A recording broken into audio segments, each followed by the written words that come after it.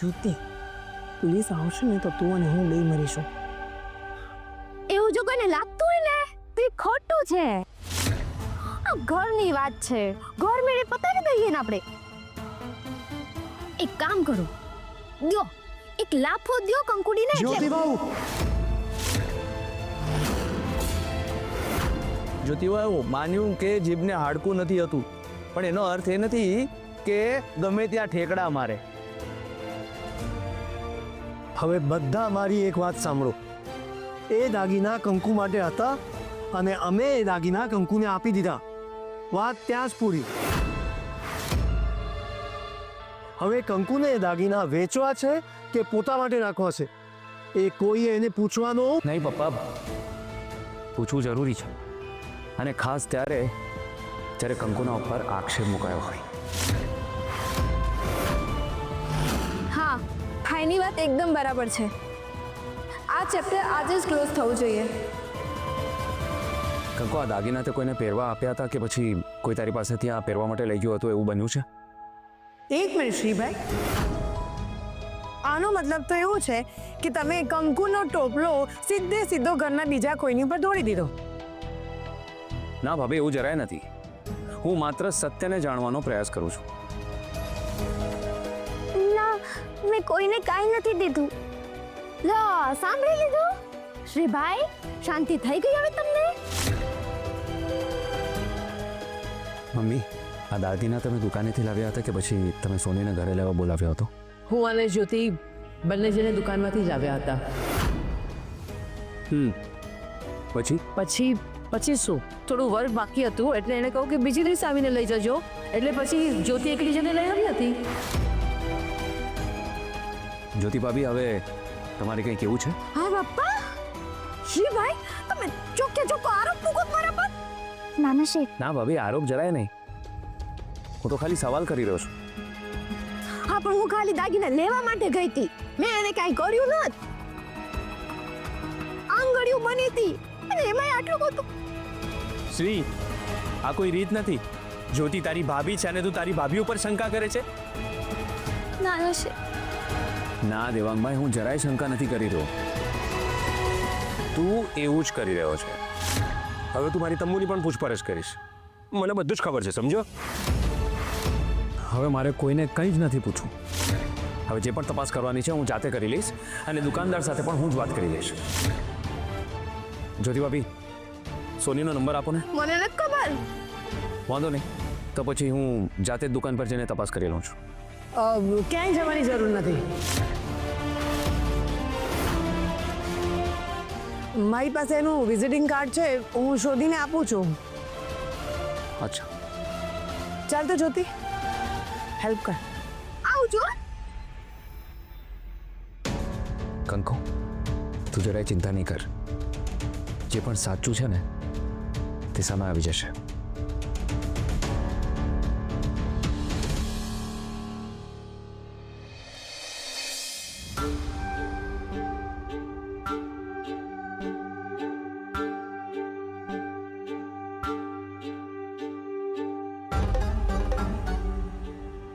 અરે બસ, બહુ થઈ ગયું, હવે ઉભા રહો અને કંઈક કરો ને. બધા દાગીના તો તમારી પાસે છે ને? હા, મને તો મળ્યા નથી દાગીના, ને તોય મારું નામ ચડી ગયું. બધા દાગીના તમારી પાસે છે ને? હું તો એને આમાં અડીએ નહોત. એટલે દાગીના મારી પાસે છે, દાગીના મારી પાસે છે એટલે શું? એટલે બધા દાગીના તમારી પાસે છે, એમાં કાંઈ ખોટું કીધું મેં? બરાબર બરાબર, દાગીના મારી પાસે છે. You are absolutely right. તો જા, જઈને નીચે બધાને કહી દે. અરે નહીં ભાભી, એમ નહીં. તમે સમજો ને, કંઈક રસ્તો કાઢો ને.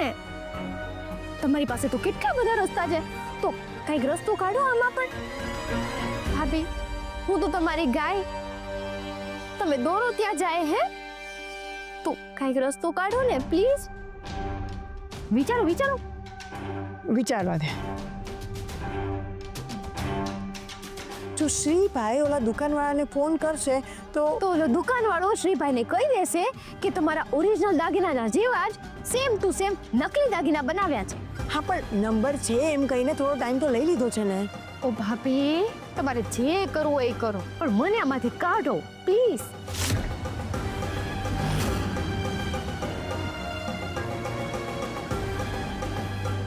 અરે વાહ જ્યોતિ, તે તો મને મસ્ત રસ્તો બતાવી દીધો. હાય બાપા, મેં શું ફાટો? રસ્તો જોઈએ છે ને? હા બોલો. નકલી દાગીના, અસલી આપણે, તો પછી નકલી દુકાનવાળો.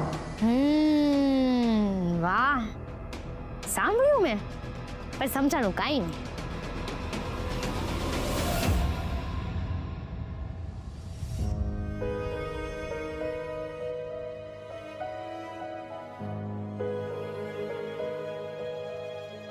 ભાભી હજી સુધી આવ્યા કેમ નહીં? ભાભી આવે જ છે હં? નંબર લઈને. એક નંબર ગોતવામાં આટલો બધો વાર? હાય બાપા, એક આંકડો થોડી છે, 10 એ 10 આંકડા ગોતવાના ને, તો વાર તો લાગે કે નહીં? ના એટલે જો એવું હોય તો હું જાતે જ તપાસ કરી લઉં છું, કારણ કે ઘણી વાર લાગે છે ને, એટલે જ્યોતિ ભાભી. હા, નંબર મળી ગયો છે, લાવો હું લગાવી દઉં. હા ભાભી આપો. હા,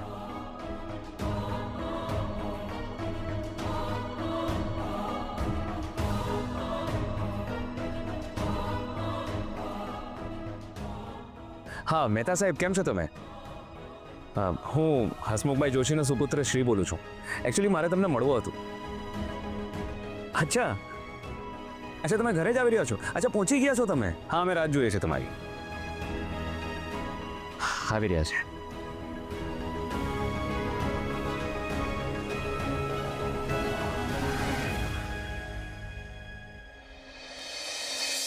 મહેતા સાહેબ, આની તપાસ કરો. કેમ, શું થયું? આ મને નકલી લાગી રહ્યા છે. આ તો જોઈને જ ખબર પડે છે કે આ દાગીના નકલી છે.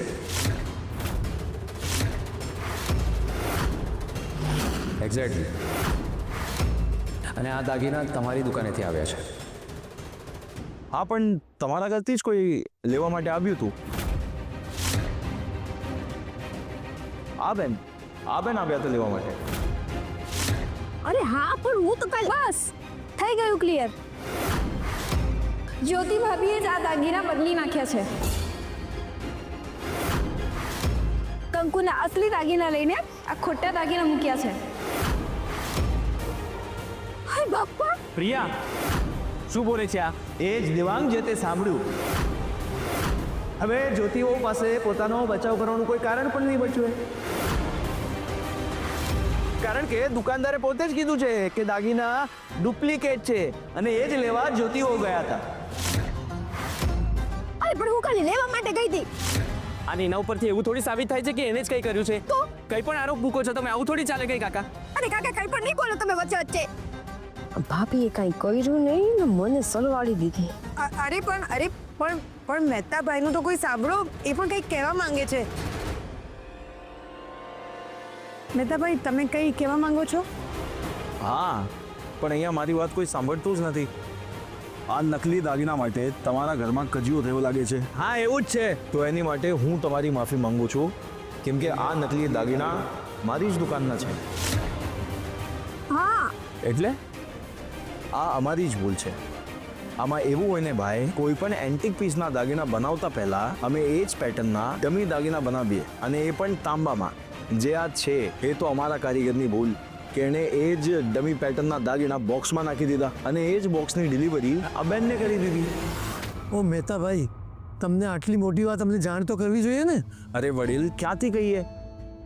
અમે તો એક સરખી પેટર્નના ઘણા બધા દાગીના ઘણા બધા લોકોને વેચ્યા હોઈએ છે. અમને જ્યારે ખબર પડી ત્યારથી અમે રાહ જોતા હતા કે જેના છે એ પાછા આવશે. પણ નવાઈની વાત તો એ છે કે તમને છેક હવે ખબર પડી. આજ સુધી આ દાગીના કોઈએ પહેર્યા જ નથી. એમાં તમારે વચ્ચે પડવાની જરૂર નથી મહેતા સાહેબ. અમે ઓરિજિનલ દાગીના દુકાને જઈને તરત મોકલાવું છું. અને અમારે લીધે તમને જે પણ તકલીફ પડી એ બદલ હું તમારી માફી માંગુ છું. હા હા ઠીક છે, જલ્દી જાઓ અને ઓરિજિનલ દાગીના તમે મોકલો. મને માફ કરો. થઈ ગઈ ખાતરી બધાને? આવી ગયો વિશ્વાસ? જ્યોતિ ક્યારે કઈ ખોટું કરે જ નહીં. ને કંકુ પણ. હવે બધું પૂરું થઈ ગયું હોય ને, તો ચાલો આપણે દિવાળી માણીએ, છે ને?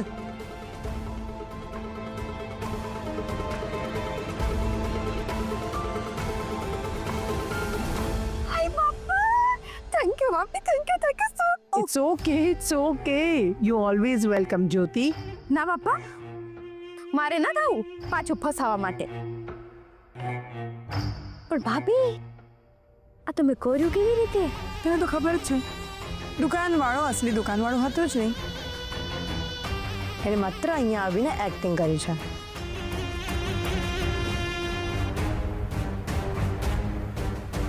તારે મારું એક કામ કરવાનું છે.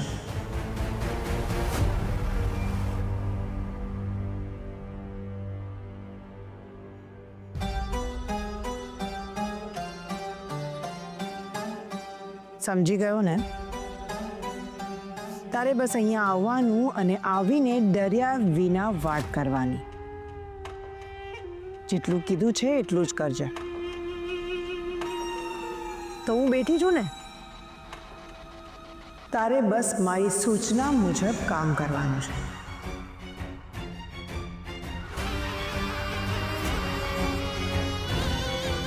એટલે ઓરિજિનલ દાગીના બધા ગયા? તારા માટે કંઈ પણ તો તમારું જે છે ને એટલે વારે વારે હાથમાં લઈને રમાડો છો? શું છે ને વેલ્યુ સમજાવતા રહેવું પડે, નહીં તો લોકો ભૂલી જાય. ભાભી હમણાં તો તમે ભૂલી રહ્યા છો કે તમારી કંકુડી પાછી જીતી ગઈ. મારી વ્યક્તિ તો હારી નથી ગઈ ને, એ ઇમ્પોર્ટન્ટ છે. બાકી કંકુ એને આપણે પછી ક્યાંક જોઈ લઈશું. જોઈ લેજો.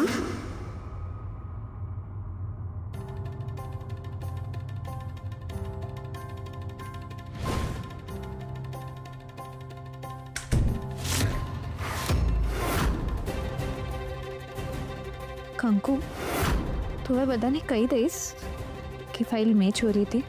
શું કરવું જોઈએ મને બે? કંકુ તને તો ખબર છે ને કે હું શ્રીને કેટલો પ્રેમ કરું છું. મેં જે પણ કર્યું પ્રેમ માટે જ કર્યું, શ્રી માટે કર્યું.